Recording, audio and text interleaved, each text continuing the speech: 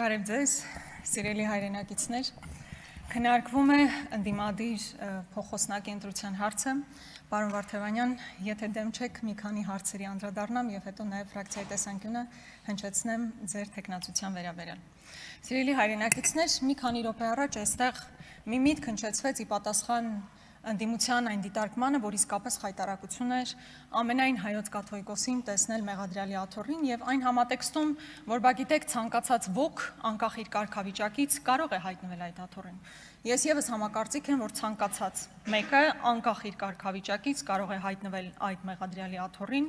եթե հանցանք է իրականացրել։ Իսկ ինչ է արել ամենայն հայոց կաթողիկոսը եւ մեր եպիսկոպոսները։ Պարզապես վեհափառը, ով ունի լիազորություն օծելու արքեպիսկոպոսի, նաև ունի լիազորություն կարգալույծ անել տվյալ անձին։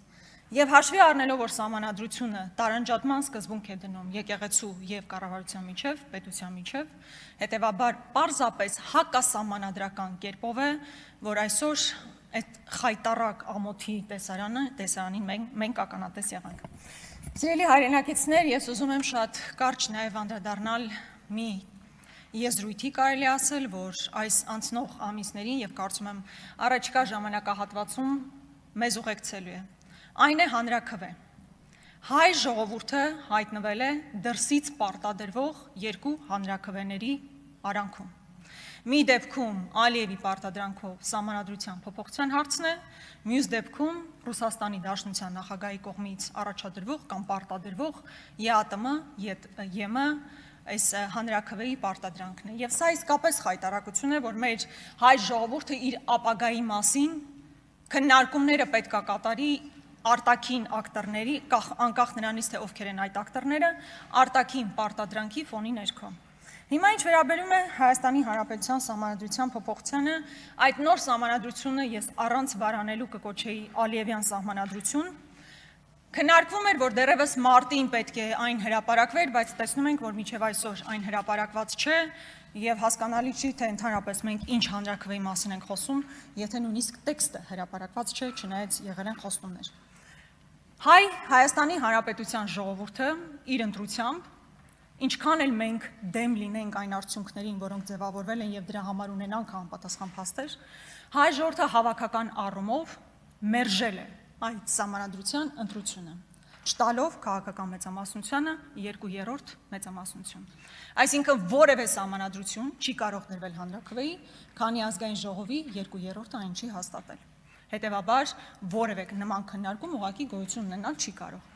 Եթե հիմա տարբեր մարդիկ, իրավաբաններ, ոչ իրավաբաններ ասում են, որ պետք է մեխանիզմ մտածել, թե ինչպես կարելի է դա շրջանցել, հետևաբար այդ սահմանադրությունը ոչ միայն ի բնե հակահայկական է, այլ նաև փաստացի հակասահմանադրական։ Հետևաբար այս թեմայով բոլոր քննարկումներն ուղղակի անիմաստ են, բովանդակազուրկ են։ Հաջորդ պարտադրանքը, որ կարելի ասել գոյություն ունի, ԵԱՏՄ հանրաքվեն է։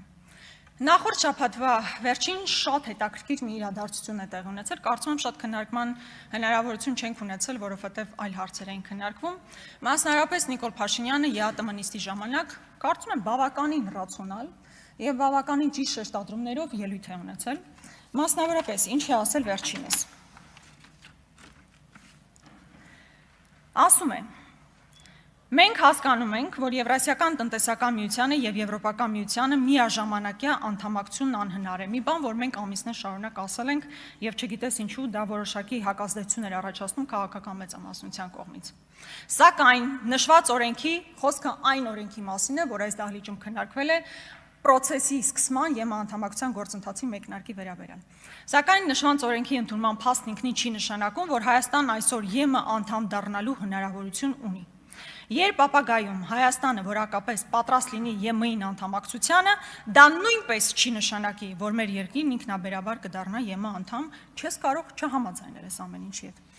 Դրա համար դեռևս անհրաժեշտ կլինի եւ մի քանի գործընթացներ է նշում, որը եւս շատ տրամաբանական է։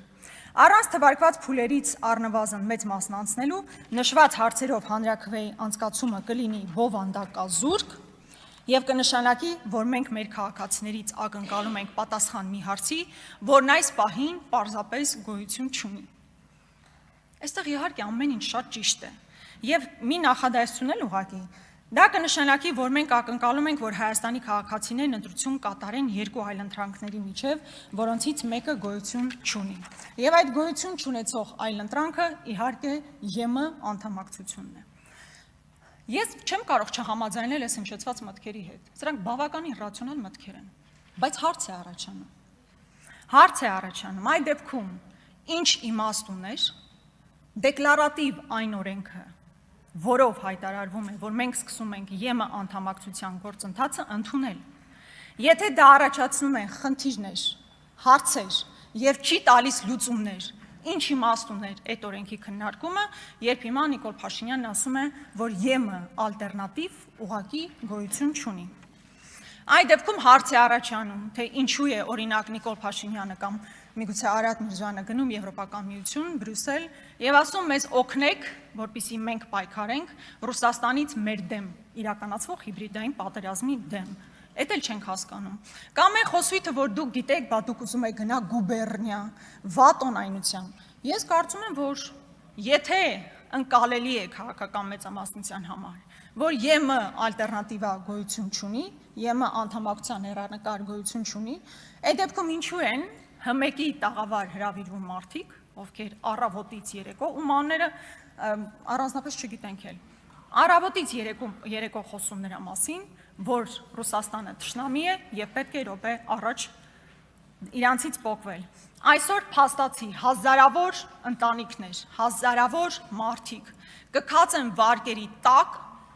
միայն ու միայն ձեր վարած քաղաքականության հետևանքով, որը ալտերնատիվա չէ, այսինքն ձեր գոյություն չունեցող ալտերնատիվայի համար այսօր հազարավոր մարդիկ իսկապես տուժում են։ Կարծում եմ առաջիկայում այս հարցերին անդրադառնալու հնարավորություն կունենանք, իսկ հիմա հարգելի պարոն Վարդևանյան։ Պարոն Վարդևանյանը լավ ընկեր է, լավ գործընկեր։ Ես անձամբ եմ տեսել, թե ինչպես է պարոն Վարդևանյանը ոչ միայն քաղաքացիների իրավունքները պաշտպանում, այլ ինչպես է նաև ներկայացնում Հայաստանի Հանրապետության շահը միջազգային տարբեր հարթակներում, մենք անձամբ բազմաթիվ հանդիպումներ ենք ունեցել միջազգային մեր գործընկերների հետ, որտեղ աներկբայորեն ես կարող եմ պնդել, որ լավագույնս մեր պետական եւ ազգային շահը ներկայացվել է պարոն Վարդևանյանի կողմից։ Ես շատ ցավում եմ, որ այս նախագահությունում երկրորդ արդեն ազգային ժողովն է, որ կին ներկայացուցիչ չի ունենա, սա շատ ցավալի արձանագրում է, բայց պարոն Վարդևանյան մի քանի բան կուզենայի ասել։ Ես շատ կուզենայի, որ դուք լինեիք ոչ միայն ուժեղ Հայաստան կամ խորհրդարանական ընդդիմության ներկայացուցիչը նախագահությունում, այլ ձեր խոսքով եւ կեցվածքով ներկայացնեիք յուրաքանչյուր ընդդիմադիր քաղաքացու։ Երկրորդը, Հայաստանի Հանրապետության ազգային ժողովը կազմված է 105 պատգամավորներից եւ 104-ն են, որ գտնվում են ազգային ժողովի դահլիճում։ Մեր գործընկեր Արտուր Սարգսյանը բացակայում է ոչ իր կամքով։ Ես կուզենայի, որ դուք նախաձեռնեիք մի գործընթաց, որի արդյունքում մեր գործընկերոջ իրավունքները կվերականգնվեին։ Սա որպես արձանագրում, որպես առաջարկ, եւ նաեւ մեր, քանի որ հիմնական խնդիրներից մեկը նաեւ Բաքվում պահվող մեր ռազմագերիների, մեր հայրենակիցների հարցն է, բավականին հաճախ հատկապես Ռուբեն Վարդանյանի կինը նամակներ է հղում, ասելով, որպեսզի կարողանան որոշակի կոմունիկացիա ապահովել Բաքվի գնալու կամ որոշակի հարթակում քննարկում անցկացնելու մասով։ Ազգային ժողովը մեծ իրականում գործառույթներ չունի ազգային ժողովի փոխնախագահան, բայց իր կարգավիճակով կարող է անել ավելին, քան մեզանից յուրաքանչյուրը, այս առումով կցանկանայի, որպեսզի եւս ձեր ուշադրությունը հրավիրեի։ Հայաստան դաշինքը բնականաբար իր ամբողջ կազմով, բացի Արտուր Սարգսյանից ցավոք ով այստեղ ներկա չէ, ներկա լիներ երկու հատ պտիչկա կդներ, ամբողջ կազմով կողմ է քվեարկելու Արամ Վարդևանյանի տեխնատությանը, ես ձեզ հաջողություն եմ մաղթում։